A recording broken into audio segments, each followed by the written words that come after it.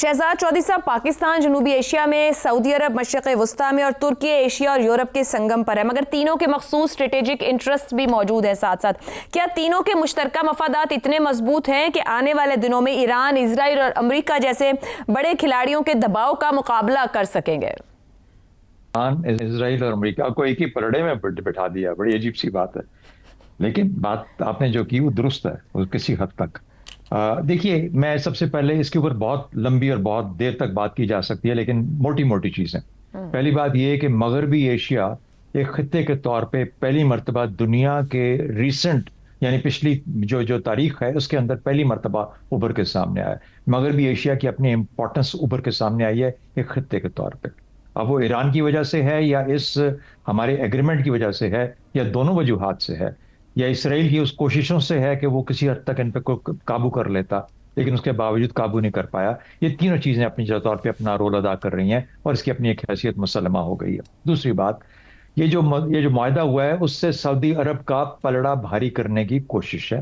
पाकिस्तान और तुर्की उसके दोस्त हैं और उन्होंने कोशिश की है कि उसका भार ज्यादा हो, उसका पलड़ा भारी हो। जब हम ये बात करते हैं तो जाहिर है किसी के मुकाबले में ही भारी होना चाहिए ना।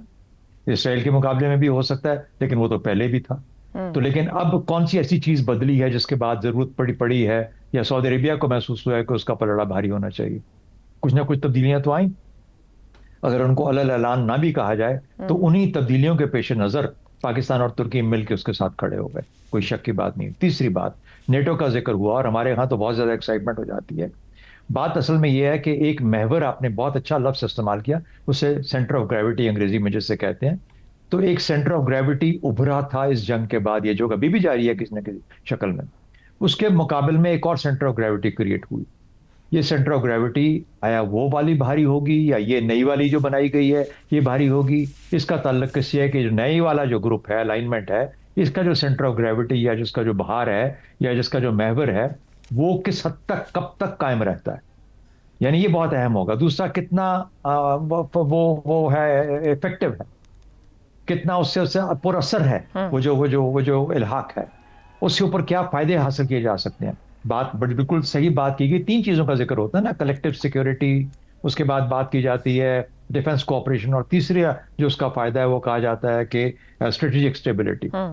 तो स्ट्रेटेजिक स्टेबिलिटी या तस्वीराती जो कशमकश है या जो उसका जो इस्तेकाम है ये तो आने वाले दिन बताएंगे। और उसका ताल्लुक परसेप्शन से होता है कि कौन इसको कैसे परसीव करता है, कितने लोग इसकी तरफ और मिलके जाते हैं, इसका वजन और कितना बढ़ता भी है या नहीं बढ़ता, या ये आहिस्ता आहिस्ता जिस तरह पिछला तारीख के अंदर इनके आपस में इल्हाक होते हैं, कभी मिस्र का लीबिया के साथ हो जाता था, किसी और के साथ हो जाता था और फिर आहिस्ता आहिस्ता जायल हो जाते थे। क्या ऐसी कोई चीज होगी? इस दफा पाकिस्तान और तुर्की के होने से फर्क ज्यादा पड़ेगा। तो इसलिए एक तो ये चीज है जो कि बताएगी कि इसका तस्वीराती इफेक्ट क्या होता है। इफेक्ट आ सकता है अगर इसको इफेक्ट का ताल्लुक किससे भी होगा, इसको कौन इस्तेमाल करता है, कैसे इस्तेमाल करता है। इस वाले इल्हाक को इस्तेमाल करने वाले भी मौजूद हैं, उसके अंदर अमेरिका का आपने जिक्र किया, चीन भी इसको इस्तेमाल कर सकता है आने वाले वक्तों में। तो ये एक ऐसा जिसे कहते हैं ना कि आर्किटेक्चर बन चुका है जिसको के इस्तेमाल करके इसको खित्ते के फायदे के लिए या खुदा न खास्ता खित्ते के नुकसान के लिए भी इस्तेमाल किया जा सकता है। तो ये तमाम चीजें अपनी तौर पे मौजूद हैं। आपका सवाल बुनियादी ये था कि ये जो तीनों मुख्तलिफ सोचों के लोग हैं, मुख्तलिफ अपने प्रॉब्लम्स के लोग हैं, बिल्कुल मेरे ख्याल में तुर्की का जो कुर्द है उसका तो हम जाके कुछ नहीं कर सकते ना, उनका तो हम कुछ नहीं कर सकते। शाम को अगर सिक्योर रहना है तो वो तुर्की का अपना ही इंटरेस्ट है, हम उसमें कुछ नहीं कर सकते। उसको थ्रेट इसराइल की है, डायरेक्टली थ्रेट उसको इसराइल से कोई भी नहीं है, सिर्फ कुर्दों के साथ है या इसके साथ है। पाकिस्तान का ताल्लुक इंडिया और अफगानिस्तान के साथ है। यहाँ पे सऊदी अरेबिया कि कितना कोई इफेक्टिव हो सकता है हिंदुस्तान के साथ, जहां पर कि उसकी बहुत बड़ी इन्वेस्टमेंट भी है और इन्वेस्टमेंट बढ़ाता जा रहा है और बढ़ाएगा इस चीज को, या उसको रोक लेगा, या वो रोक पाएगा या रोकना चाहेगा।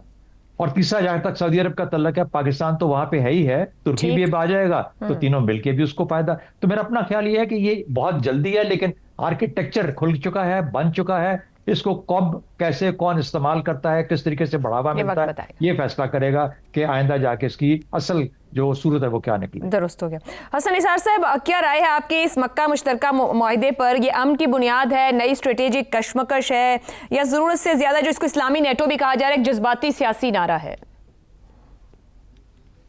پہلے تو آپ کے سوال سے ریلیٹڈ میں ایک دو باتیں عرض کرنا چاہ رہا ہوں. جی یہ زیغم صاحب نے بھی جو حوالہ دیا ہے کہ آل سعود کا اور ترکیہ کے درمیان تلخی ان زمانوں سے ہے، اور وہ بڑا بھیانک واقعہ ہے جس کا تعلق آٹومنز کے ساتھ ہے. خلافت عثمانیہ کے زمانے میں ایک حادثہ ہوا تھا، ان کے ایک بڑے کا آیا صوفیہ کے سامنے، ظاہر ہے وہ بھی مسلمان تھے. بہرحال دوسری بات، ہمارے یہاں چونکہ نارملی ہم انگریزی میں پڑھتے ہیں، یہ میں اکثر سن رہا ہوں، زیغم صاحب نے بھی یہی کہا، یہ دریا نہیں ہے، اس کو پروناؤنس کرتے ہیں دریا. میں وہ باقاعدہ طور پہ دیکھ بھی چکا ہوں اور 20 بار دیکھ چکا ہوں، چونکہ میرا ہیڈ کوارٹر تھا ریاض میں ایک زمانے میں 80s میں. میں آگے بھی 2-3 انتہائی پڑھے لکھے لوگوں سے، چونکہ اچھا مجھے سمجھ آ گئی کہ بات کہ انہوں نے انگریزی میں پڑھا ہے تو وہ دریا تو نہیں، شد تو نہیں ہوتی نا.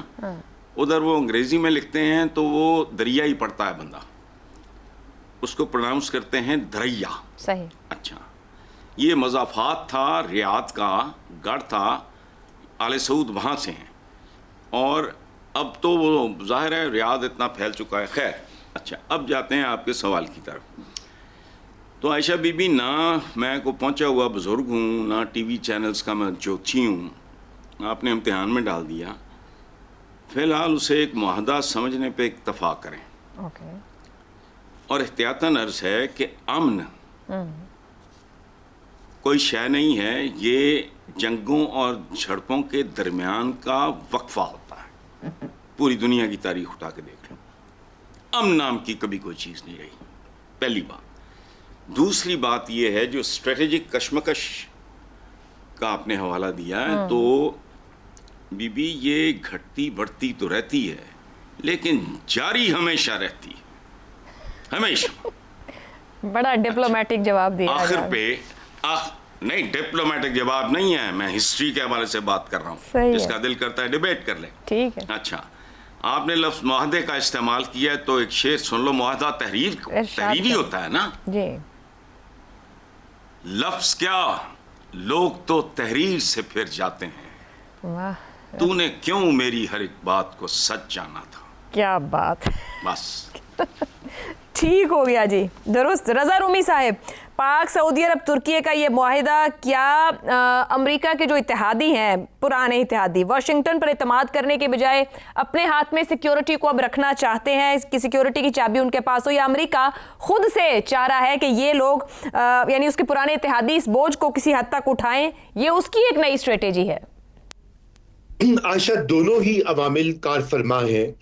سب سے پہلے تو دیکھیے، امریکہ ڈونلڈ ٹرمپ کی جو انتظامیہ ہے وہ اول دن سے یہ کہہ رہی ہے کہ ہم اتنا زیادہ خرچہ اور اتنی زیادہ جو انوالومنٹ ہے دنیا کی سیکیورٹی میں، ہم اس کو کم کرنا چاہتے ہیں.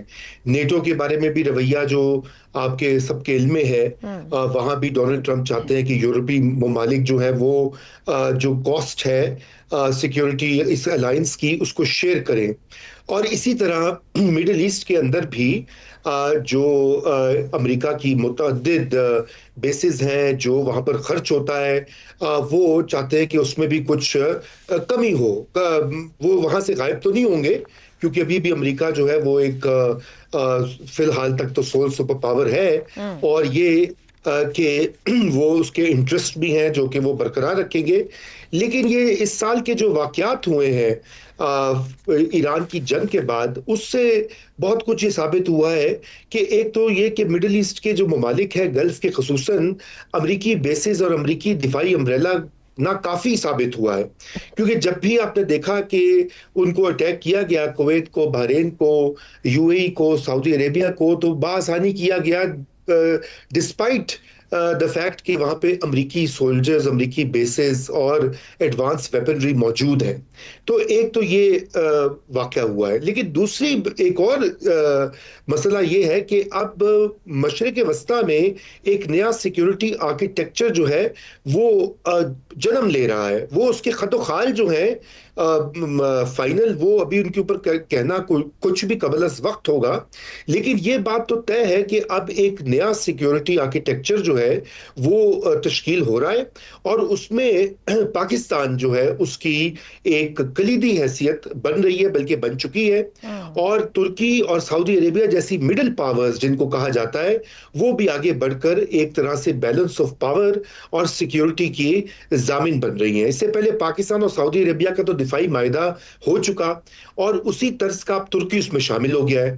अब कहा यह जाता है, और मेरा ये अपना जाती भी ख्याल है, कि आने वाले महीनों सालों में और मुमालिक भी शामिल होंगे।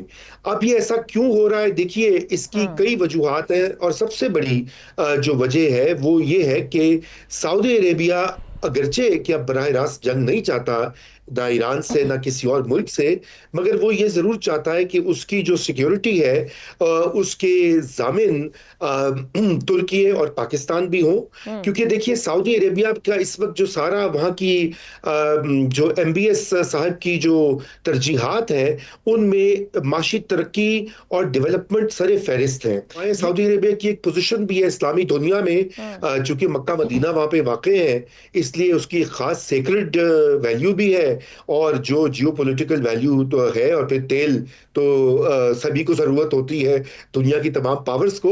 तो इसलिए ये यूं लग रहा है कि अब आने वाले दिनों में जब हम देखेंगे कि ईरान जो एक बहुत बड़ी जंग से अपने आप को दिफा करके एक फातेह के तौर पर उभरा है, और उसके साथ साथ मिडिल ईस्ट में एक नया स्ट्रक्चर जो है वो सामने आएगा। अब पाकिस्तान का रोल इसमें और जैसे कहना चाहिए नाजुक टाइट रोप वॉकिंग हो जाती है, क्योंकि अब पाकिस्तान को और पाकिस्तान ने यकीन दहानी करवाई है ईरान को कि ये इत्तेहाद जो है उनके खिलाफ नहीं है, लेकिन पाकिस्तान इसमें एक बैलेंसिंग मुल्क होगा इन दोनों। Very valid point. और पाकिस्तान ये बैलेंसिंग एक्ट करना यकीनी तौर पर सीख चुका है, गुज़िश्ता साल ये बता रहे हैं।